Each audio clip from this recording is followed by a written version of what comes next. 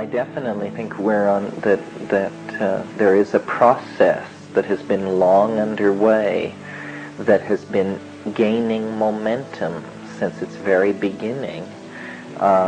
It's the process which formed the planet, which called life out of the ocean, which called higher animals out of lower animals, which called humanity out of the primates, and which called history out of tribal, sacral, timeless existence.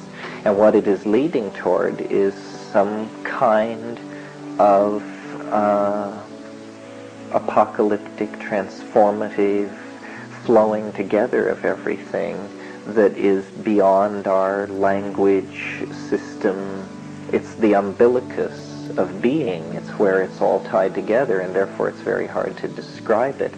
I think that all of our science and our religion and our history, these are patterns thrown across a limited set of dimensions by the hyperdimensional fact of a certain object at the end of history, toward which we are moving, to which we are being drawn.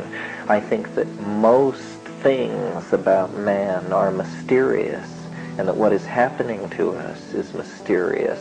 The sudden explosive development of the neocortex is entirely out of context with what we know about the rates of evolution that go on in other species and previously went on in the primates. Now, it's been very fashionable in the past, 50 years or something, to think that it's all very humdrum somehow. And yet, this is just every ideological system that has been granted the status of being the official view of reality has always proclaimed that it had everything nailed down but the last 5%, and their best people were working on that. But I think that we are, for all that we know practically nothing. And that though I am not in any sense of not in any sense, but in most senses I am not religious, I think that religious thinking about the transformation of the world is more on the right track than the notion that the laws of physics will always be what they are, the laws of biology will always be what they are, and we're all just going to go along and things are going to get worse and worse, or better and better, but that there are no surprises. I think that we do not see what's going on.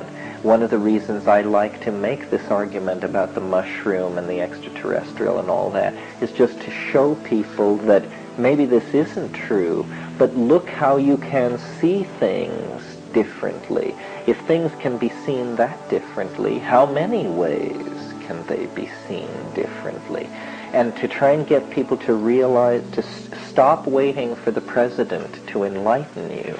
In other words, stop waiting for history and the stream of historical events to make it clear to you. You have to take seriously the notion that understanding the universe is your responsibility, because the only understanding of the universe that will be useful to you is your understanding. It doesn't do you any good to know that somewhere in some computer there are tensor equations which perfectly model or perfectly don't model something that's going on. And we have all tended to give away ourselves to official ideologies and to say, well, I may not understand, but someone understands. But the fact of the matter is only your own understanding is any good to you. I mean, because it's you that you're going to live with, and it's you that you're going to die with.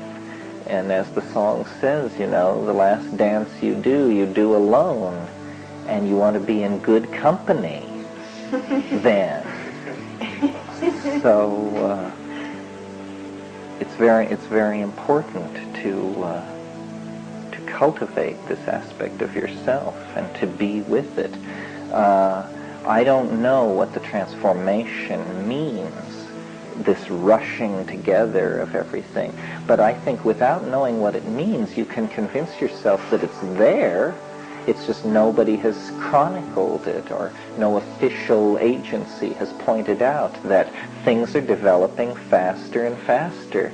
Things are growing together faster and faster. Connections are being formed faster and faster. The evolution of language, technology, understanding of the self, these things are just spinning into a tizzy, and it will not go away. It will go through. It will break through to something else, and we may have to shed the present human guiding image. We may have to shed the monkey body. We have to be open, very open. What is happening on this planet, if you stand off by a nearby star and look at it, is there is information loose on this planet. A swarm, a gene swarm of replicating information, which has become so complexified that it now generates swarms of epigenetic information, meaning books, architectures, mythologies, all of these things. And information is liberating itself.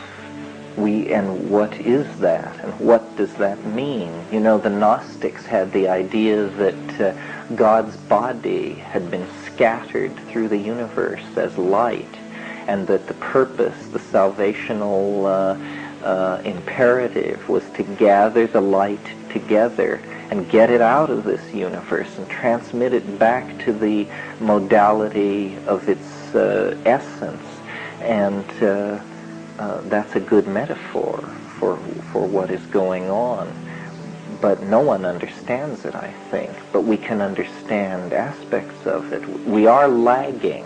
There is enough visible that we should be saying more about what's happening. And I don't hear that being said. Maybe it's being said privately. Maybe it's a taboo subject. Perhaps the attraction for some people of these lectures is that they somehow violate taboos, that impossible things are being said. Maybe, maybe not, but impossible things need to be said because impossible things are happening, and you don't want to miss it. Thank you very much. It was a pleasure to talk to you about this. I hope you enjoyed it as much as I did.